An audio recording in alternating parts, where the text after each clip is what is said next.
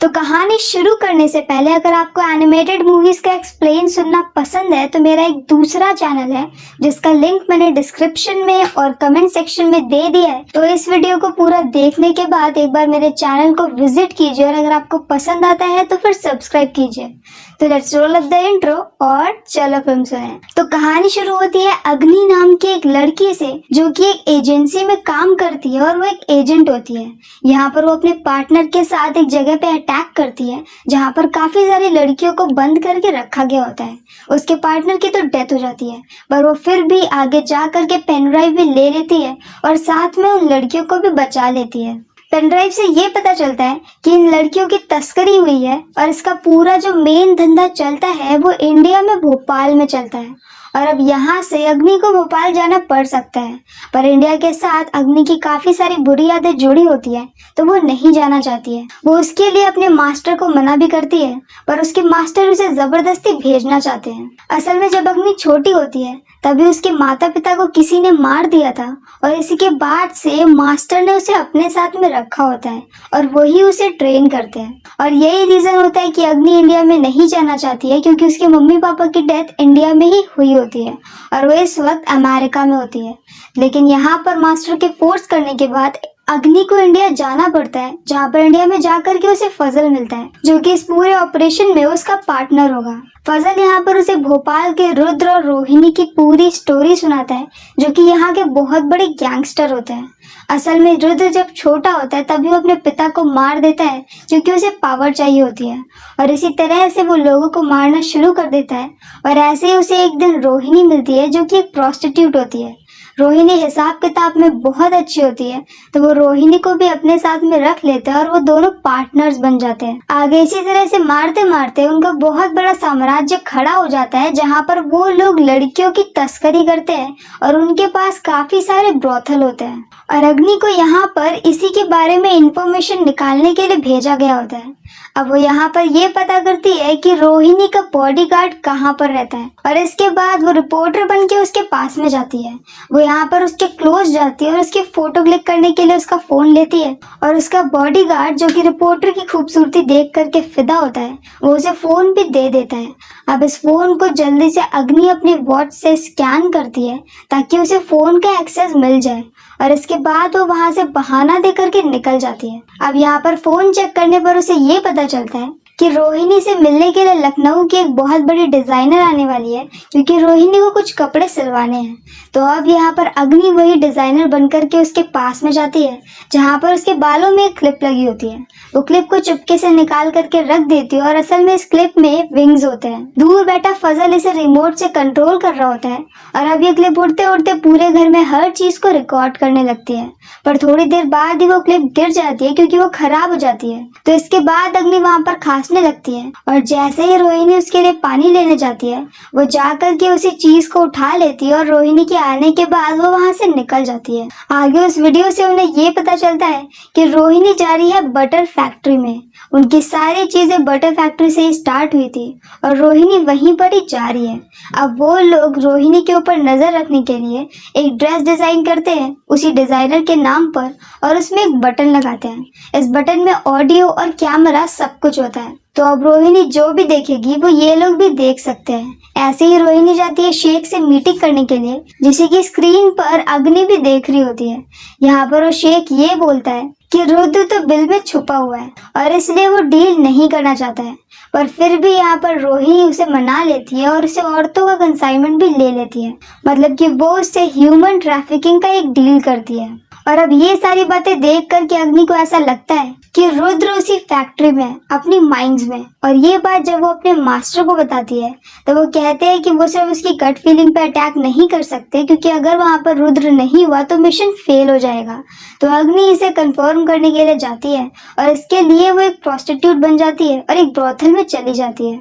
यहाँ पर जब रोहिणी कुछ लड़कियों को सिलेक्ट करने के लिए आती है तब वो अग्नि को देखती है। उसे अग्नि पसंद आती है तो वो उसे उसी फैक्ट्री में भेज देती है प्रोस्टिट्यूशन के लिए। यहाँ पर रात में अग्नि निकल करके इन्वेस्टिगेशन करती है जहाँ पर वो सबको पीटते पीटते एक टनल तक पहुंच जाती है जिसके दूसरी तरफ पे रुद्र होता है। वो रुद्र का चेहरा तो नहीं देख पाती है, पर फिर भी उसे पता चल जाता है कि रुद्र यहीं पर है और इसके बाद वो वहां से निकल आती है। रोहिणी और सबको पता चल जाता है कि एक प्रोस्टिट्यूट गायब है और लोग मरे हुए हैं। वो समझ जाते हैं कि किसी को उनके प्लान के बारे में खबर लग गई और ये भी पता चल गया है कि रुद्र कहाँ पर है। अब ये बातें बाहर कैसे लीक हुई, इसके बारे में पता करते करते वो लोग फजल तक पहुंच जाते हैं। यहाँ पर वो फजल को मार देते हैं और उसकी बेटी को अपने साथ में ले जाते हैं। दूसरी तरफ अग्नि इस सबसे बेखबर होती है क्योंकि वो जो अटैक की तैयारी कर रही होती है। वो तुरंत ही यहाँ पर अपने सारे वेपन्स को ले लेती है और रुद्र की जगह पे अटैक कर देती है, पर धीरे धीरे करके उसके सारे साथी मारे जा रहे होते हैं और अग्नि को भी यहाँ पर काफी चोट लग गई होती है। यहाँ पर उसकी एक हैंड टू हैंड कॉम्बैट भी होती है जिसमें वो काफी अच्छा परफॉर्म करती है, पर इसके बाद उसे चाकू लग जाता है और उसे रुद्र के सामने डाल दिया जाता है। रुद्र उसे गोली से शूट करने वाला होता है, पर उससे पहले वो एक गाना गाता है। ये एक लोरी होती है जो कि अग्नि ने बहुत पहले अपने बचपन में सुनी थी। बचपन में ये लोरी वही किलर गा रहा था जिसने कि उसके माँ बाप को मारा था, और अब ये सुन करके अग्नि को समझ में आ जाता है कि बचपन में उसके माँ बाप को मारने वाला रुद्र ही था और उस टाइम पर वो यंग होता है। पर इस वक्त यहाँ पर अग्नि ऐसी हालत में नहीं होती है कि वो उससे लड़ पाए, तो वो वहीं पर गोलियां ही खा लेती है। मतलब कि रुद्र उसे लगभग 2 गोलियां मारता है और उसे छोड़ करके चला जाता है क्योंकि वो उसे मरा समझता है। पर अग्नि अभी तक जिंदा होती है और बाद में अग्नि के लोग आकर के उसे ले जाते हैं। दूर कहीं पर उसका ट्रीटमेंट चलता है जहाँ पर धीरे धीरे करके वो दोबारा से प्रैक्टिस करना शुरू करती है क्योंकि उसे काफी सारे चोटें लग गई होती है। अब ऐसे ही वो एक दिन अपने घर में ही होती है जहाँ पर उसे एक सिग्नल मिलता है। ये सिग्नल उसी के ब्रेसलेट का होता है जो कि उसने जाहिरा को दिया होता है। जाहिरा फजल की बेटी होती है। ये देख करके उसे ये लगता है कि जाहिरा जिंदा है, तो अब वो सिग्नल को ट्रेस करते करते लोगों को पीटते पीटते एक जगह पे पहुंचती है, तो वहां पर वो रोहिणी को देखती है। रोहिणी के हाथ में वही ब्रेसलेट होता है जो कि उसने जाहिरा से ले लिया होता है। वो उसे पूछती है कि जाहिरा कहाँ है। रोहिणी उसे नहीं बताती है, तो वो उसे शूट करके मार देती है। इसके बाद रोहिणी के फोन पर एक कॉल आता है जो कि रुद्र का होता है। अग्नि फोन रिसीव करती है और इधर से यही लोरी गाना शुरू कर देती है जो कि उसने बचपन में सुनी होती है। लोरी सुन करके रुद्र समझ जाता है कि वो जिंदा है और रोहिणी को मार चुकी है। इसके बाद वो उसकी जाहिरा से बात करवाता है क्योंकि थोड़ी देर पहले उसने जाहिरा को भी सेम लोरी गाते हुए सुना था जो कि उसे अग्नि ने ही सुनाई थी एक दिन। और यहाँ पर वो समझ जाता है कि अग्नि को जाहिरा चाहिए। और रुद्र इस वक्त अमेरिका में होता है क्योंकि वो इंडिया छोड़कर भाग गया होता है। तो अब अग्नि यहाँ पर रुद्र का पीछा करते करते अमेरिका में पहुंचती है जहाँ पर वो शेख से मिलती है और उसको बहुत मारती है। वहां पर शेख उसे ये बोल देता है कि रुद्र को ढूंढना होगा तो वो उसे ढूंढ लेगा। इसके बाद वो शेख को शूट कर देती है और ऐसे ही उसे वहां पर एक दिन जाहिरा दिखती है जिसके कानों में पॉड्स लगे होते हैं और वो भाग रही होती है क्योंकि ऐसा करने के लिए उसे रुद्र ने बोला होता है। अग्नि यहाँ पर उसका हर जगह पे पीछा करती है और ऐसे ही पीछा करते करते वो एक बिल्डिंग में पहुंच जाती है। बिल्डिंग के अंदर यहाँ पर रुद्र बैठा होता है और उसका वेट कर रहा होता है। अब यहाँ पर इनके बीच में फाइट स्टार्ट होती है। फाइट के बीच में रुद्र बार बार ये बोल रहा होता है कि वो सभी लोग एक कठपुतली है और उन्हें चलाने वाला कोई और है। अग्नि इस सब बातों पे ध्यान नहीं देती और उसकी पिटाई करने में लगी होती है।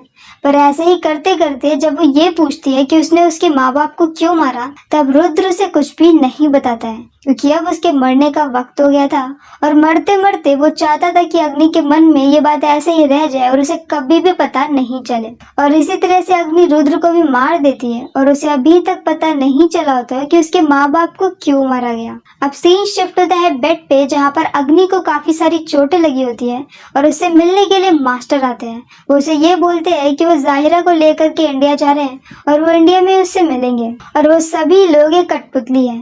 अब दोबारा से कठपुतली वाली लाइन को सोचने पर वो अपनी पुरानी हर बात को याद करती है और वो समझ जाती है कि उसके माँ बाप को मरवाने वाले खुद मास्टर हैं।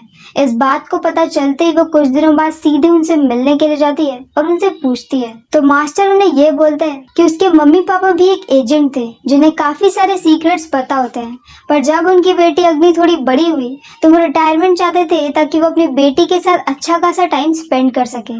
पर क्योंकि उन्हें काफी सारे सीक्रेट सीक्रेट पता होते हैं तो मास्टर को ऐसा लग रहा होता है कि अगर वो लोग पैसे के लालच में आ गए तो वो लोग किसी को भी सीक्रेट बेच सकते हैं। इसीलिए वो उन दोनों को मरवा देता है और इसके लिए वो रुद्र को हायर करता है। यहाँ पर वो मूवी की स्टार्टिंग में अग्नि को रुद्र को मारने के लिए भी इसीलिए भेजता है ताकि अग्नि रुद्र को मार दे और उसे कभी भी पता नहीं चल पाए कि उसके माता पिता को किसने मारा था, क्योंकि कहीं ना कहीं मास्टर के लिए अग्नि उनकी बेटी जैसी थी और वो नहीं चाहते थे कि उनकी फैमिली खराब हो। पर अब यहाँ पर अग्नि उन्हें तुरंत ही शूट करके मार देती है और वहां से निकल जाती है जायरा के साथ और ये कहानी यहीं पर खत्म हो जाती है। मूवी के एक्शन सीक्वेंस काफी अच्छे हैं जो कि हमें कहीं कहीं एटॉमिक ब्लॉन्ड मूवी की याद दिलाते हैं। मूवी कुछ कुछ हमें हॉलीवुड जैसा फील भी देती है, बस अगर इसकी स्टोरी थोड़ी और स्ट्रॉन्ग होती तो मूवी बहुत अच्छी लगती। तो अगर आपको हमारा एक्सप्लेन पसंद आया हो तो प्लीज हमारी वीडियो को लाइक करें, शेयर करें और हमारे चैनल को सब्सक्राइब करें। तो मिलते हैं नेक्स्ट वीडियो के साथ। Bye bye.